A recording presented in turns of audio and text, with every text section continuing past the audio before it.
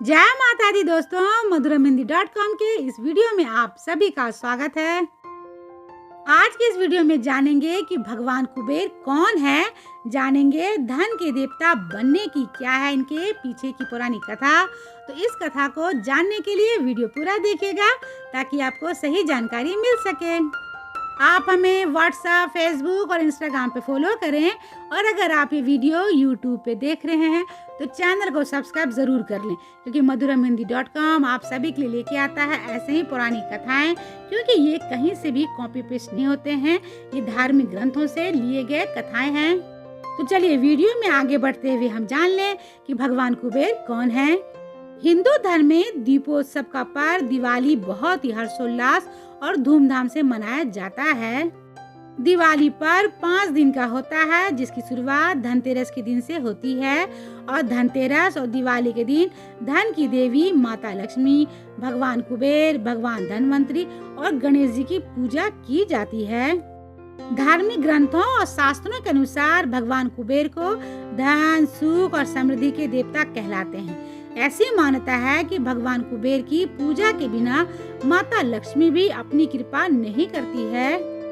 भगवान कुबेर रावण के सौतेले भाई हैं। मान्यता है कि ब्रह्मा जी के मानस पुत्रों में से एक थे पुलस्त्य ऋषि, जिनकी दूसरी पत्नी थी इडविला और इन दोनों के पुत्र थे विश्वा, और विश्वा के पुत्र कुबेर और रावण थे, जिनमें ऋषि विश्वा की पहली पत्नी भारद्वाज की पुत्री देवंगना थी, जिनका पुत्र कुबेर थे, और विश्वा की दूसरी पत्नी दैत्यराज सुमाली की पुत्री केकसी थी, जिनकी संतानें रावण, कुंभकर्ण, विभीषण और सुपनेखा थी।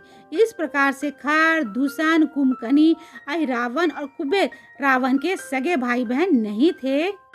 कुबेर, जिनको देवताओं के धन का खजांची कहते हैं, मान्यता है कि एक बार भगवान विष्णु को भगवान कुबेर से कर्ज लेना पड़ा, जिनको चुकाने के लिए तिरुपति बालाजी को सोने, चांदी, हीरे और मोतियों के आभूषण चढ़ाए जाते हैं। इस धनवान भगवान के बारे में प्रचलित कथा है कि ये धन के देवता से पहले एक चोर हुआ करते थे। तो चलिए जानते हैं उस पुरानी कथा को कि कैसे एक चोर बना दुनिया का सबसे धनवान, जिसकी पूजा करती है सारी दुनिया। स्कंद पुराण की कथानुसार कुबेर सोमदत्त दीक्षित नामक ब्राह्मण के पुत्र गुणानिधि थे, जो कि धर्म और कर्म में विश्वास रखते थे, किंतु गलत संगति के कारण उनके सारे गुण अवगुण बनते गए और वो चोरी करने लगे। गुणानिधि के अवगुणों को उनकी माता अपने पति से छिपाया करती थी, लेकिन कुछ समय पश्चात गुणानिधि के पिता को उनके अवगुणों के बारे में जानकारी हुई तो नाराज होकर उन्हें घर से निकाल दिया। इसके बावजूद गुणानिधि और भी गलत कार्य करने लगे और अपनी इन्हीं अवगुणों के कारण राजा ने भी उसे अपने देश से निकाल दिया। इस प्रकार गुणानिधि कोई अन्य नगर में जा रहा था तो उसे बहुत भूख और प्यास लगी, तो तभी उसकी नजर एक भगवान शिव के मंदिर पर गई। गुणानिधि भूख और प्यास से व्याकुल था, इसलिए अपनी भूख मिटाने के लिए मंदिर से प्रसाद को चुराने के सोचकर वो मौका मिलते ही मंदिर पहुंच गया और मंदिर में जाते ही जलते हुए दीपक के सामने अपना अंगोछा लटका दिया, जिससे कि पास में सोते हुए पुजारी की नजर उस पे ना पड़े। और इसके बाद गुणानिधि जैसे ही प्रसाद चुराकर भागने लगा कि कुछ लोगों की नजर उस पर गई और उसे पकड़ लिया, लेकिन इस भागम भाग और भूख से गुणानिधि की मृत्यु हो गई।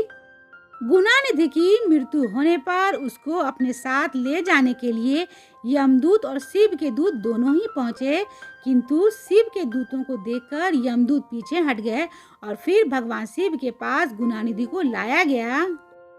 तब भगवान शिव ने कहा कि तुमने बहुत पाप किए हो, किंतु धन त्रयोदशी के दिन तुमने मेरे मंदिर में जल रहे दीपक को अपने अंगोछे के ओट से बुझने से बचाया है, और इसी पुण्य के प्रभाव से तुम आज से मेरे पार्षद हुए। और तुम जिस धन के लालच में चोरी किया करते थे, जिससे मैं तुम्हें पूरी दुनिया के धन का अधिपति बनाता हूँ, इसलिए आज से तुम कुबेर कहलाओगे। इस पुरानी कथा को पढ़ने के बाद हम सभी जान ही गए हैं कि कैसे गुणानिधि चोरी करने के बावजूद भी भगवान कुबेर बने। उम्मीद है कि भगवान कुबेर से जुड़ा हुआ इस पुरानी कथा का वीडियो आपको पसंद आया होगा, तो इसे लाइक करें, शेयर करें और कमेंट बॉक्स में जय माता दी जरूर लिखें। तो मिलते हैं madhuramhindi.com के अगले वीडियो में एक ऐसे ही नई जानकारी के साथ। तब तक आप अपना और अपनों का ख्याल रखिएगा। जय माता दी।